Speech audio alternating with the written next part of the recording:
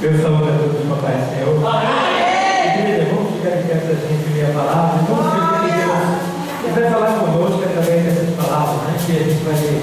Abre a tua Bíblia no livro do profeta Isaías, capítulo 55, do 1 ao 3, a gente vai ler, tá?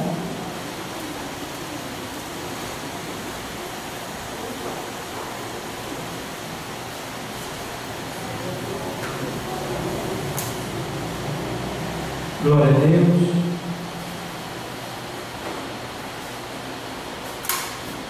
Diz assim o texto sagrado: ó, vós, todos os que tendes sede, vinde às águas, e vós, que não tendes dinheiro, vinde, comprai e comei. Sim, vinde e comprai sem dinheiro e sem preço vinho e leite. Por que gastais o dinheiro naquilo que não é pão, e o produto do vosso trabalho naquilo que não pode satisfazer? Ouvi-me atentamente e comei o que é bom, e a vossa alma se deleite com a gordura. Inclinai os ouvidos e vinde a mim. Ouvi, e a vossa alma viverá. Porque convosco farei um concerto perpétuo, dando-vos as firmes beneficência de Davi. Amém? Os irmãos, oreis por mim. Deus, em nome de Jesus, muito obrigado por essa graça, muito obrigado por essa palavra.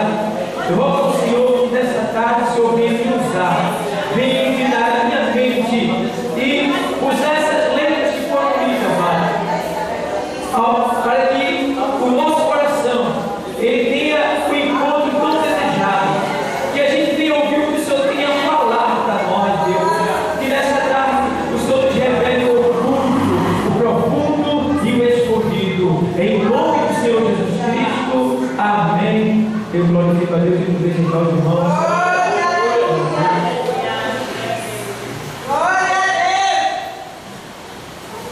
Glória a Deus. Toda honra e toda glória seja dada ao nome do Senhor. Eu quero, nesse momento aqui, analisar esse texto junto com os irmãos, pois todo o povo é convidado a procurar a salvação. Então, irmãos, eu quero deixar bem claro que nós somos salvos em Cristo Jesus. Tá? Todos nós somos salvos em Cristo Jesus. Mas a palavra salvação, na linguagem grega, na qual foi escrita o Novo Testamento, quer dizer livramento. Então, Deus primeiro dá o livramento da condenação eterna, que é quando a gente se entrega para Ele e Ele salva a nossa alma, tá? E a cada dia que nós vivemos, Ele vai nos dando uma salvação diária e momentânea, porque a cada momento a gente vai ter cada livramento que a gente nem vê, mas que Ele está lá dando ordem aos seus anjos para que acampe ao nosso redor e assim nos proteja do livro do mal. Tá? Então nós que estamos aqui temos motivos de sobra, e se nós fôssemos agradecer como nós devíamos, andando de joelho, glorificando sem parar, ainda não pagaria o que a gente deve a Ele. Mas Ele é tão maravilhoso que Ele não quer que a gente fique andando de joelho, Ele quer que a gente ande de pé mesmo, mas que a gente use de amor e busque as almas perdidas para Ele. Então o texto diz assim: ó, vós todos os que tendes sede, vinde às águas, e vós que não tendes dinheiro, vinde, comprai e comei. Sim, vinde e comprai sem preço, vinho e leite. Aqui é o profeta Isaías tendo uma visão do ministério do Messias, do ministério do Filho de Deus, que havia de vir 700 anos depois que ele profetizou essas palavras. Então ele já estava pelo Espírito vendo como seria o governo, como seria o ministério do Filho de Deus, do Messias, do ungido de Deus, que iria vir para nos livrar da nossa sede, da nossa fome, da perdição a qual o homem vivia, a qual o homem estava. Então aqui o profeta, ele já estava vendo isso daí pelo Espírito, e aí ele diz, aqui é o Espírito falando pela boca do profeta Isaías para o povo de Deus. Antes estava falando para o povo de Deus. Por quê? Porque o povo de Deus naquele tempo estava vivendo dissolutamente. O povo de Deus naquele tempo, eles estavam vivendo conforme os seus pensamentos, estavam em desobediência, não estavam mais acreditando nas profecias, não estavam mais acreditando na palavra, não estavam mais se derramando na presença do Senhor, não estavam mais se humilhando, não estavam mais zelando pela redenção de Israel, não estavam mais zelando pelas promessas e pelos feitos que o Senhor já havia feito na vida dele no passado e também estava fazendo no presente, ele não estava vendo. Então eles não estavam gratos, eles estavam insatisfeitos. Isso é muito ruim, irmão, quando a gente é insatisfeito, quando a gente não é grato ao Senhor por tudo que Ele nos tem feito. Por quê? Porque Deus quer, amados, que a gente seja grato. Tá? Não é aquele agradecimento de boca, mas aquele agradecimento com obras, com ações. Tá? Aquele agradecimento que a gente agradece de uma maneira tal que a gente está dando crescimento ao reino de Deus, está santificando o nome dele na nossa vida. Então, amados, ele olha e diz, olha, todos, vinde as águas, né? E vós não tendes dinheiro, vinde e comprai e comei. Então, quando a Bíblia fala água, ela está falando do alimento que simboliza a vida. A vida. Porque a gente sabe que a água é essencial. O homem pode passar 15 dias sem comer, mas sem beber água é difícil. Então a água, ela é a razão da nossa existência aqui na terra. Sem a água nós, como seres humanos, não estaríamos vivos. Então quando eles vindem as águas, ele estava falando também aqui nessa profecia aí, Isaías estava profetizando, dizendo que quando ele viesse, ele seria esta água que saciaria, que mataria a sede daquele que tem sede na alma e não sede física. Tá? Então analisa bem. Então o profeta Isaías estava dizendo, deixando bem claro, quando ele viesse, a gente vê lá em João capítulo 7 e versículo 37, quando o Senhor vai lá e abre os braços naquele dia da festa que estava acontecendo em Jerusalém, e eles tinham o costume de o quê? De quando naquela festa eles pegavam água e derramavam água no chão, bastante água, simbolizando a rocha que mandou água ao deserto. Então ele queria dizer o que ali? Que Deus, ele é uma fonte inesgotável. E ao mesmo tempo Jesus estava ali perto da festa, enquanto as pessoas estavam ali derramando aquela água, vivendo aquele momento passado da rocha que mandou água, ao mesmo tempo Jesus, a rocha verdadeira, a fonte de água viva, estava bem pertinho dele.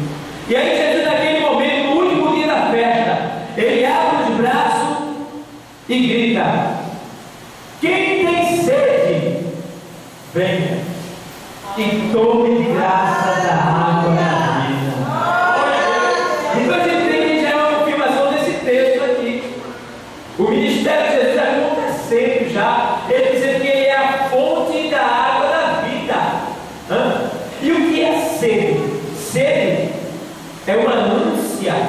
uma sequidão dentro de nós que nos faz ficar de uma maneira tão ansioso para conseguir um líquido precioso que a gente não consegue parar, ficar tranquilo, ficar calmo.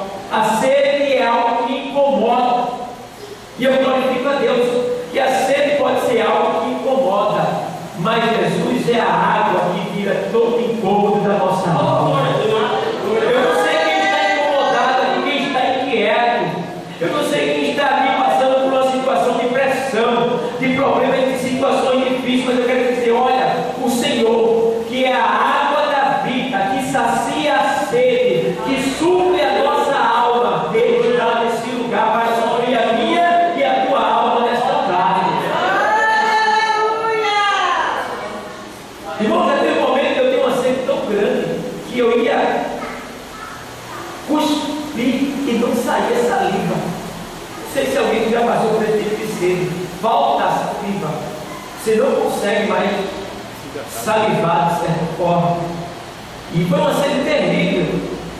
E eu glorifico a Deus que eu estava no interior e eu cheguei em uma fonte de água. E a água tinha um olho d'água descendo água, tinha lodo, tinha alguns bichinhos assim. Mas a minha sede era tão grande que eu peguei, tirei a minha camisa, botei a camisa na fonte da água, cobri a fonte da água com a camisa e botei a boca e suguei a água. E ali eu senti um alívio maravilhoso. Eu matei a minha sede. Então, amados, assim é Jesus. Às vezes ele está tão ansioso por algo, desejando algo ardentemente, né? Aquela sequidão, aquele desejo de conseguir algo, como a gente sente quando está com sede.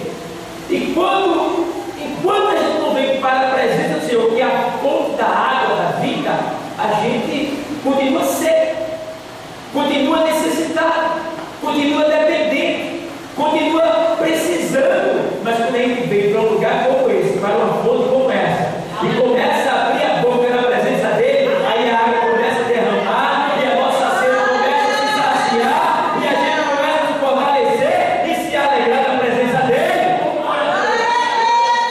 Glória a Deus.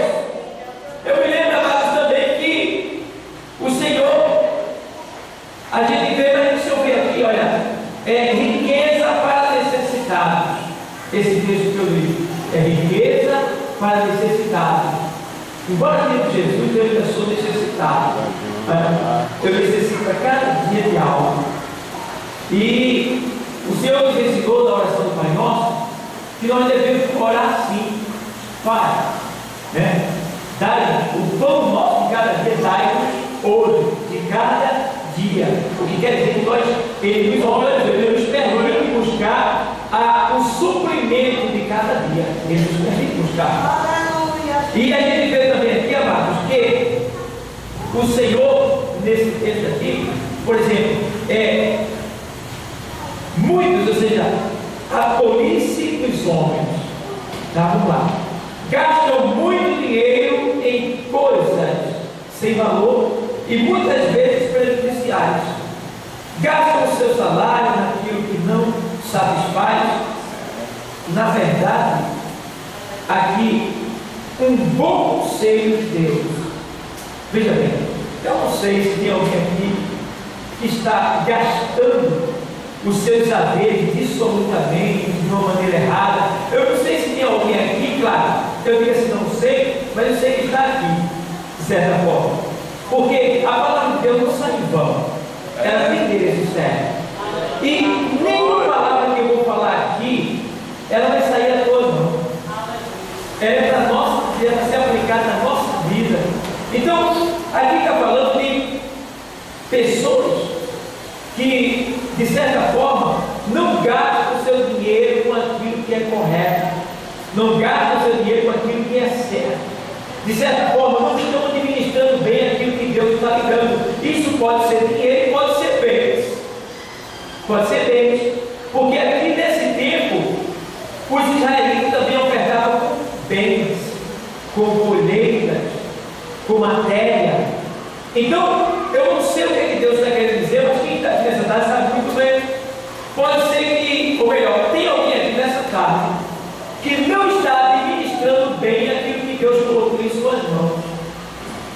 E nessa tarde ele vai falar contigo como já está falando, e ele vai te convencer que você tem que melhorar na administração daquilo que ele tem que dar. Primeira coisa que a gente tem que entender uma coisa aqui, ó. Um bom conselho de Deus. Quando ele está administrando mal, quando ele não está sendo bem sucedido, quando ele não está fazendo aquilo que ele quer que a gente faça, é bom a gente buscar o conselho dele. E uma das coisas que Jesus é conselheiro. Ele é conselheiro, tá? E a gente vê aqui em Apocalipse 3:18, vê o que tem lá. Apocalipse 3:18. Para a gente ver que verdadeiramente ele é a pessoa que nós devemos confiar e nos aconselhar com ele. 3:18 de Apocalipse diz assim: aconselho-te, ó, Jesus falando para João na ilha de Patmos, aconselho-te que de mim compres ouro provado no fogo, para que te enriqueças, e vestes branca para que te vistas, e não apareça a vergonha da tua nudez, e que unja os olhos com colírio para que vejas. O Senhor Jesus, através de João, aconselhando ao anjo da igreja, tá? Que está em Laodiceia, o pastor, né? E de uma forma geral a igreja, tá certo? E aqui ele diz: olha, aconselho-te de mim. Então, ele está dizendo o que aqui?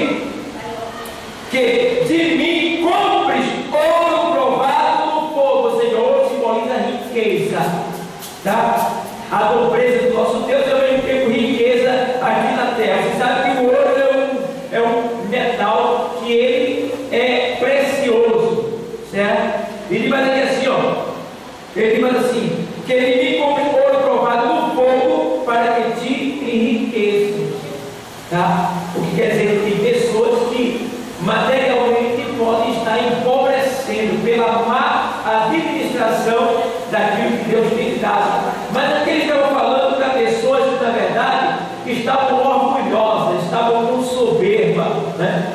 Estavam vivendo a sua vida, desfrutando das bênçãos que Deus tinha lhe dado, mas não estavam agradecendo como devia a Deus. Se você olhar para a história dessa igreja, essa igreja ela era riquíssima, era uma igreja milionária, era uma igreja que tinha muitas pessoas ricas, potentes, de carro de luxo, empresários.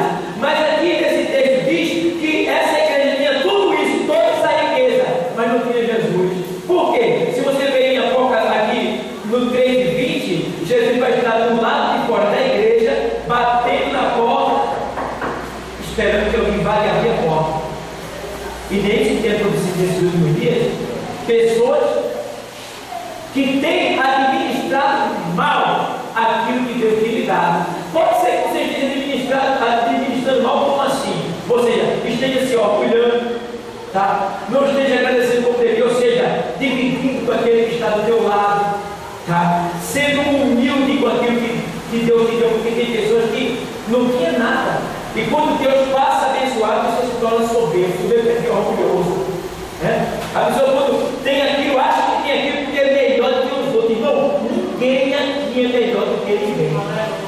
Todos nós somos iguais perante Deus, porque todos nós somos falhos, todos nós somos falíveis, todos nós somos pecadores ainda, porque quem se converteu foi o homem interior, o homem exterior não se converteu não. Você ainda é um pecador e a sua natureza e a minha ainda é ímpia.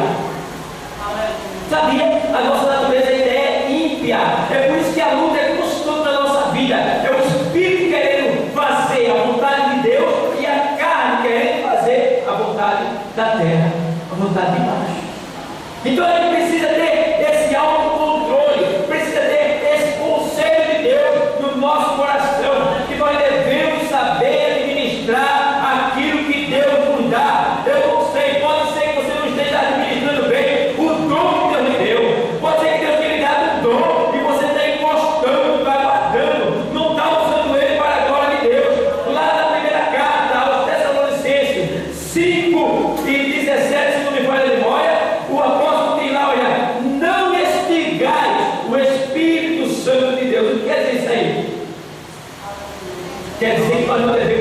apagar o fogo do Espírito Santo que está dentro de nós. Porque o Espírito Santo ele é um fogo que arde dentro de nós e que nos impulsiona a fazer aquilo que Deus quer. Pode ver que João diz assim: olha, eu vos batizo com água, mas após mim virá um que vos batizará com o Espírito Santo e com fogo. Então o fogo ele arde dentro de nós, ou seja, o Espírito Santo ele dá aquele ardor. Sabe como é esse ardor? Não é aquele ardor de pimenta não, sabe que a gente, quando prova pimenta malagueta, não, é um ardor que nos impulsiona a fazer aquilo que agrada a Deus. Eu vou te explicar como é esse ardor. Você está querendo fazer algo e o Espírito está lá dizendo para você, assim não, é desse jeito aqui, ó. Não é por aí não, é por aqui, ó. É esse o ardor que Deus faz dentro de mim, me direcionando, me impulsionando, me revelando a vontade de Deus que está vindo para o teu coração. Não extingais o Espírito Santo de Deus, apagar. É Deus mandar eu fazer algo que eu não fazer. Ah, meu Deus, quantos tem na igreja nesse tempo que não tem obedecido, que tem apagado a chama do Espírito Santo dentro de si? Quantos que estão deixando de fazer aquilo que Deus mandou, que sabe o que é para fazer, mas não faz? Está apagando. Não extingais, amado. Não extingais o Espírito Santo de Deus que está dentro de você. Porque extingar, apagar, você coloca uma chama, uma vela, um candeeiro, aí você está ali. Se você tapar, o que acontece? Cobrir, o que acontece com ele? Apaga. Ele se apaga.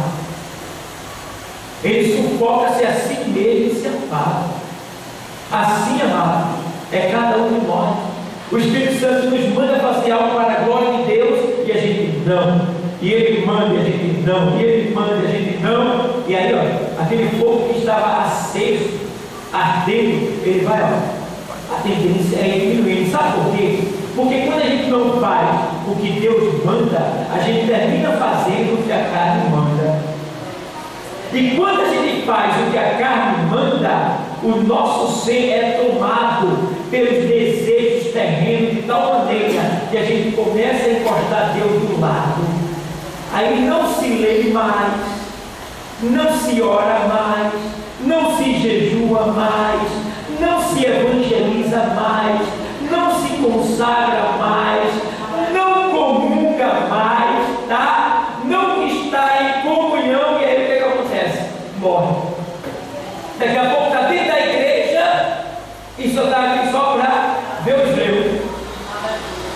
Eita, a igreja tem 8 anos, cada uma está apagada, ninguém vê isso, não é? Começa a ver o defeito. Eita, a irmã vem com a sandália amarela e outra vermelha. Sabe? Isso é quando a pessoa está na carne. Aí começa. E a pessoa nem percebe.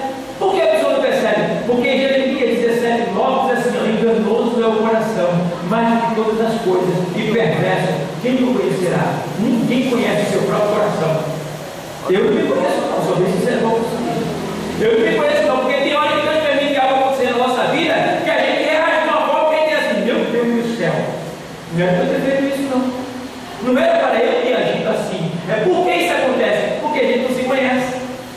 Mas não deve dizer assim: olha, o Senhor, esquadrinha os corações, ele vai em todas as partes do coração. Eu sou os pensamentos, eu provo os pensamentos. Isso para dar a cada um segundo os frutos da sua obra.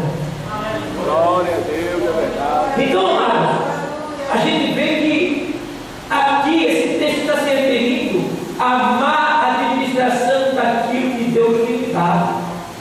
E ao mesmo tempo ele veio ao nosso encontro para nos aconselhar a administrar de uma maneira correta. Aqui está falando da questão da salvação. Esse texto que eu li lá em Isaías está falando da salvação que Deus tem para dar a todo mundo, amado. A todo mundo. E nesses últimos dias a gente precisa acreditar que somos salvos, precisamos. Mas tem uma prova que a gente faz todo dia. Aleluia! Examine-se, pois, o homem. Nós temos que estar nos examinando. Você já viu como é o novo convertido? O novo convertido, ele tem desejo de ir para o escuro. Ele tem ânsia de orar, de jejuar, de louvar, de ler a palavra. Ele tem ânsia de trazer uma alma para a igreja.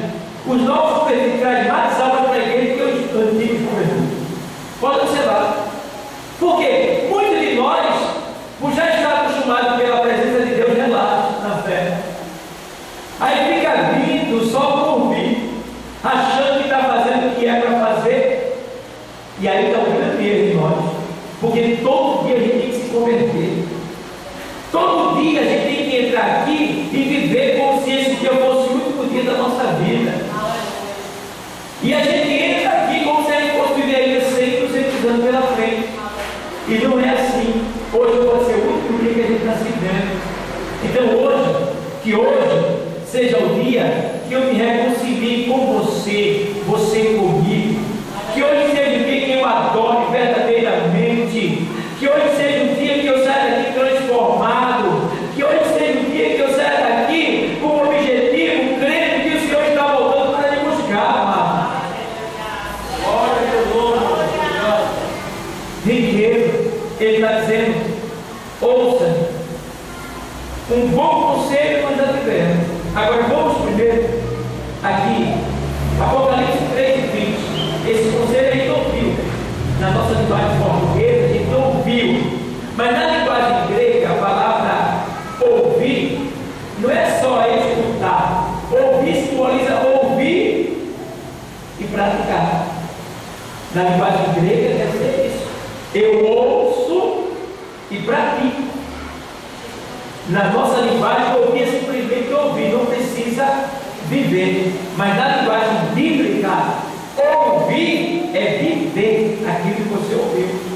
Então aqui diz assim, Apocalipse 3:20.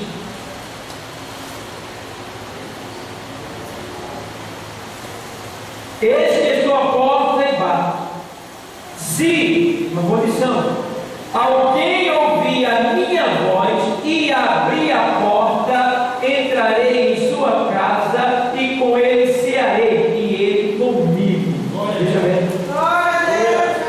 Se alguém ouvir, ele está do lado de fora, batendo, querendo entrar. Ou seja, querendo fazer parte da adoração, querendo viver no coração, no centro da adoração, que é o nosso coração. E muitas vezes, irmão, a gente não deixa Jesus habitar no centro do nosso coração, no centro da nossa vontade.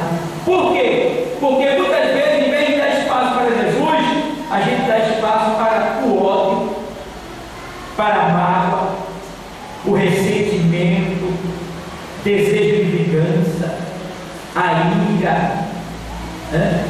Mas o Senhor, sabendo que os nossos corações, e mediante a leitura de uma palavra dessa, lá em Efésios, tem uma resposta para quem está dando espaço, não para Jesus, mas sim para esses sentimentos que entristecem o Espírito Santo. Efésios 4.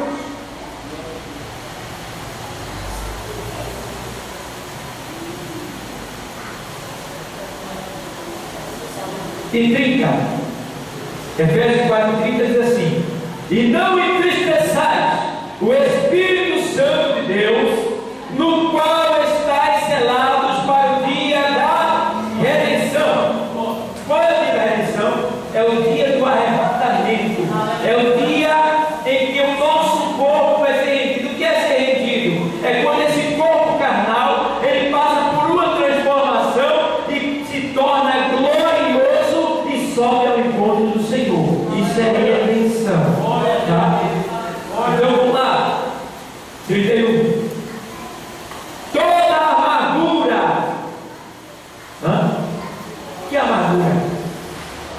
Não sei se os irmãos já sentiram assim, precisa dizer, mas já teve momento de eu passar por um momento de perigo assim, por causa de alguém que eu senti uma amargura de sangue na boca. Amargura, perigo, uma coisa tão terrível dentro de mim.